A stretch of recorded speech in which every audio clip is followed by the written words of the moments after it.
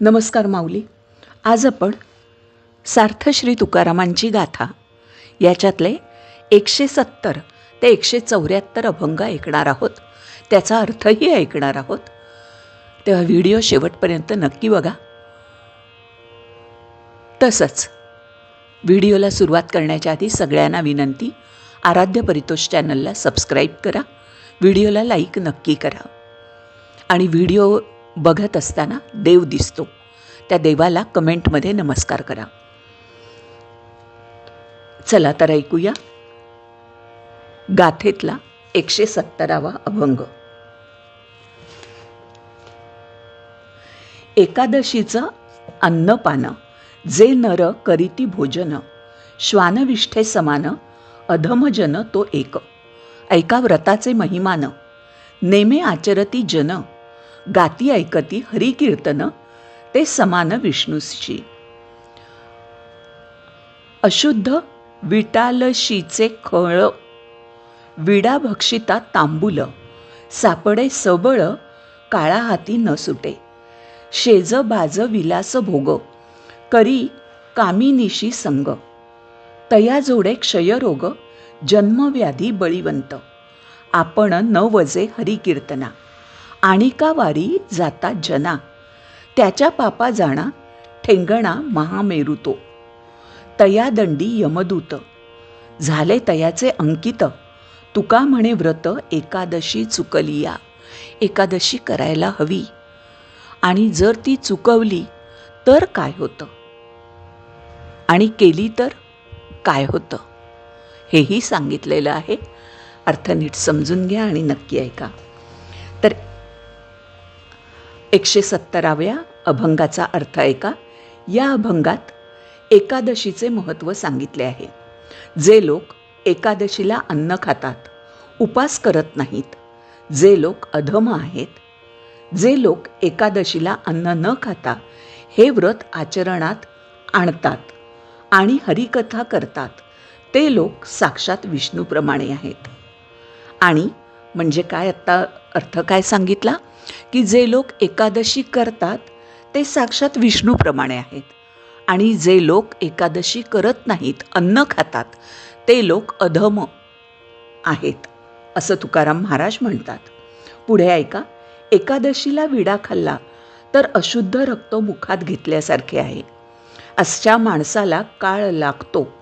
जो कोणी एकादशीच्या दिवशी गादीच्या शय्येवर निजेल, तसेच कानात अत्तराचे बोळे घालून हातात फुलांचे गजरे घाले, तसेच स्त्रीशी संग करेल, त्याला मोठे आजार होतील, रक्तपिती होईल.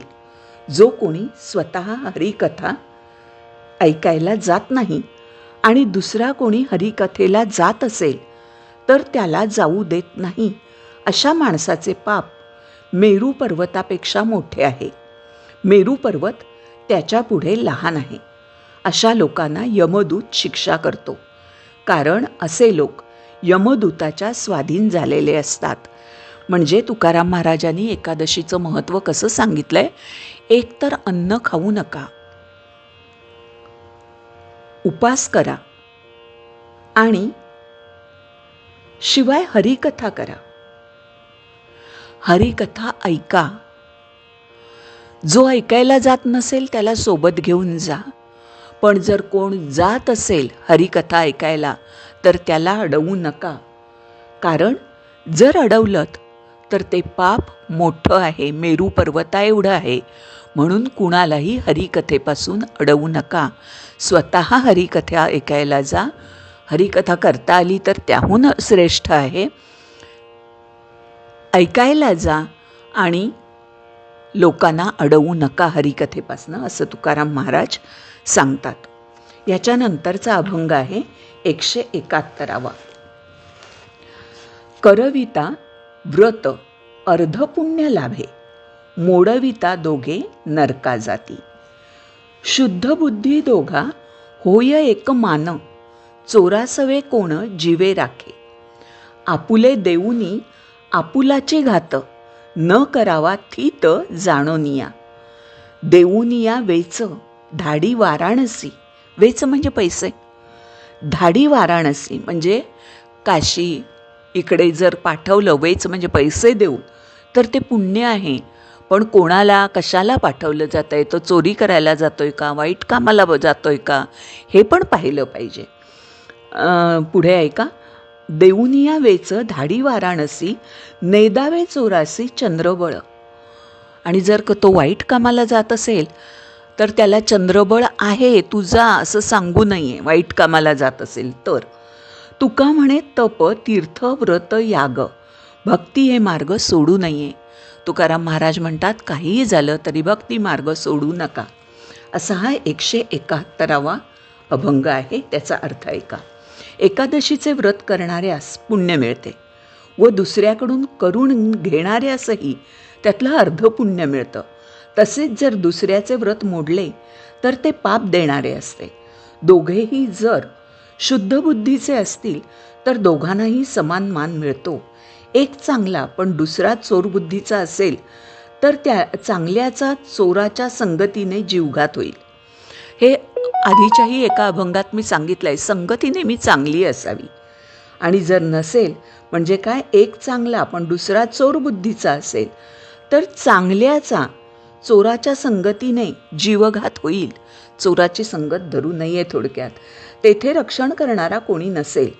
आपल्या जवळचे दिले आणि तरी घात होणार असेल तर तसे न करणे योग्य आहे. एखाद्याला पैसे देऊन काशीला पाठवावे, पण तो चोर असेल आणि चोरी करायला जात असेल तर त्याला मदत करू नये.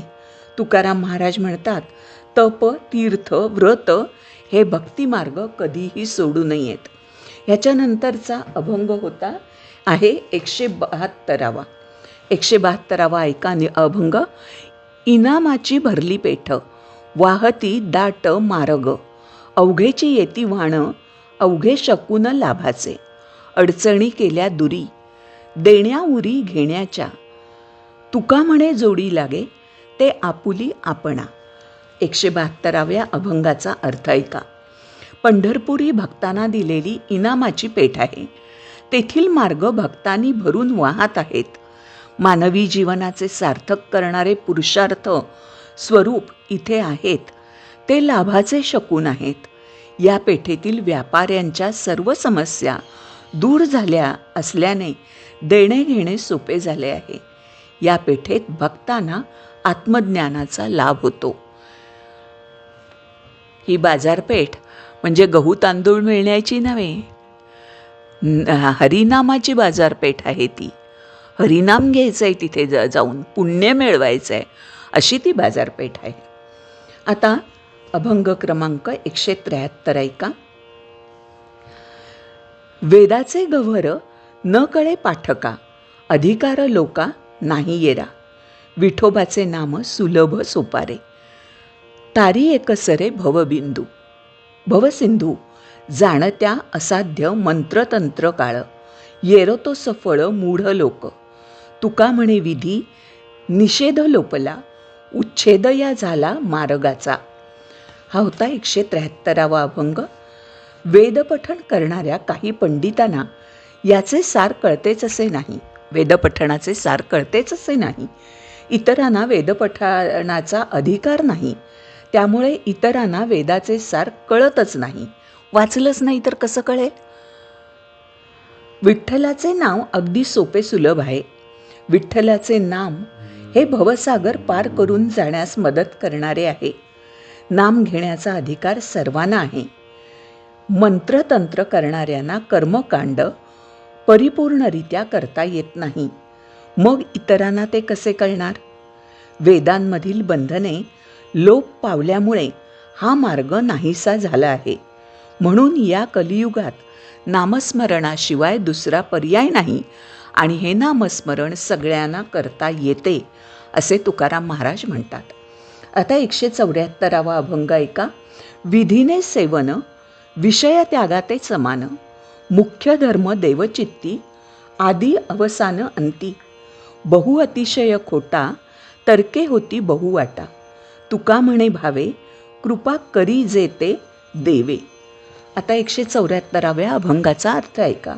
शास्त्राने सांगितल्याप्रमाणे व शास्त्राच्या नियमाप्रमाणे विषयाचे सेवन केले तर तो त्याग असतो. मुख्य धर्म म्हणजे मनामध्ये किंवा चित्तामध्ये भगवंत असणे हा होय. एखाद्या गोष्टीचा बुद्धीने आग्रह धरणे वाईट आहे. बुद्धीची धाव अनेक मार्गांकडे असते. तुकाराम महाराज म्हणतात, हरीविषयी एकनिष्ठ भाव असतील तरच तो कृपा करतो. असा होता मंडळी आजचा व्हिडिओ. आज एवढंच. कमेंटमध्ये विठ्ठलाला नमस्कार जरूर करा. रामकृष्ण हरी माऊली. धन्यवाद.